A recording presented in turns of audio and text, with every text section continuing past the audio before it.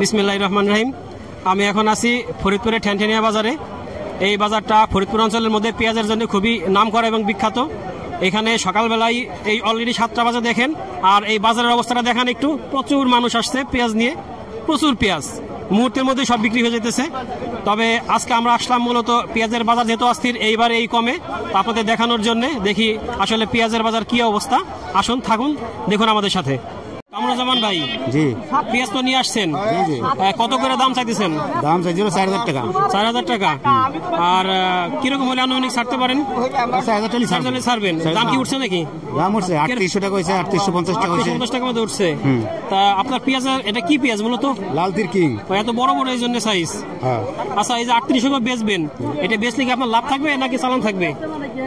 না, লাভ থাকবে, সীমিত লাভ থাকবে। তাই যে বলতেছে যে সবাই 70 টাকা কেজি বিক্রি করার জন্য, সেক্ষেত্রে 70 যদি খুচরা হয়, পাইকারিতে আরো কম বিক্রি করতে হবে। সেক্ষেত্রে আপনাদের কি চালান থাকবে? না না, লস যাবে। লস যাবে। তার মানে এটা এই বছর কমানো সম্ভব না? না না, সম্ভব না। কিভাবে কমানো সম্ভব একটু বলুন তো। কিভাবে সম্ভব? অন্য দ্রব্যমূল্যের চাইতে আগে সার ওষুধ শেষ, ওইগুলো কমাতে হবে, মানে যেগুলোতে ফলন হয়, বুঝলেন? তার মানে আপনার সারের দাম কমাইতে হবে, ওষুধ দাম কমাইতে হবে, তেলের দাম কমাইতে হবে, সেক্ষেত্রেই সম্ভব।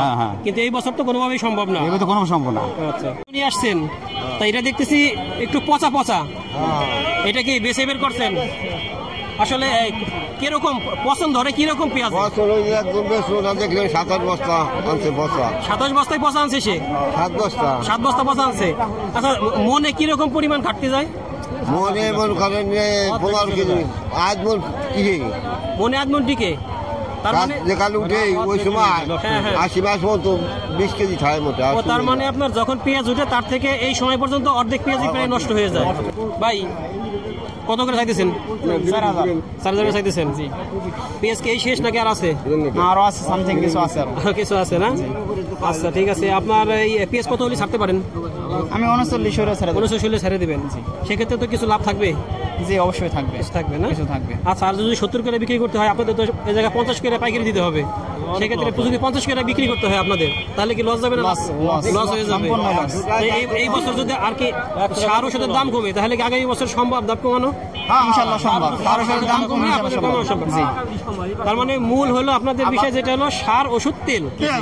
হ্যাঁ, ওষুধ বলতে কীটনাশক বুঝি আমরা।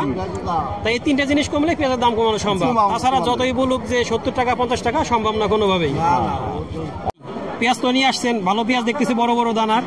সেক্ষেত্রে পেঁয়াজ কত করে বিক্রি হলে ছাড়তে পারবেন আজকে? বা কিরকম চাইতেছেন, আর দাম উঠতেছে কিরকম? 3900 টাকা দাম হয়েছে। 3900 টাকা দাম হয়েছে। তাই এবার যা পেঁয়াজ আবাদ করছিলেন তাতে বিঘা প্রতি কিরকম পেঁয়াজ হয়েছে? জাতের ভিতরে আর কি 100 মন। কিরকম কিনতেছেন দাম? পেঁয়াজ কিনতেছে আজকে 37, 38, 39।